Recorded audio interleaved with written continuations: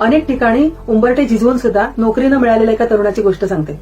त्या दिवशी तो तरुण खूप डिप्रेस झाला होता, कारण ज्या ठिकाणी तो इंटरव्ह्यू देऊन आला तिथे सुद्धा त्याची नोकरी त्याला मिळणार नाही हे त्याला कळलं होतं. हातात त्याच्या जेवणाचा डबा होता. तो डबा घेऊन आता एखाद्या पार्कमध्ये जाऊन खाऊया असा विचार त्याने केला आणि तो पार्कमध्ये एका बाकड्यावर जाऊन बसला. बघतो तर काय, त्याच्या बाजूला एक माणूस बसला होता. त्याने छान स्वच्छ कपडे घातले होते, पण त्याचं पोट अगदी खपाटीला गेलं होतं. भुकेने अतिशय कळवळत होता. त्याने काय केलं, तो डबा त्याच्यासमोर धरला. त्या माणसाने घाईघाईने तो डबा खाल्ला आणि त्याच्यानंतर तो अक्षरशः त्याच्या पाया पडायला लागला आणि म्हणायला लागला, मी कित्येक दिवसापासून उपाशी आहे, बरं झालं तुम्ही मला खायला दिलं. या मुलाचा मूड लगेच बदलला. त्याला लक्षात आलं की आपल्याला किती बरं वाटतंय, किती छान वाटतंय.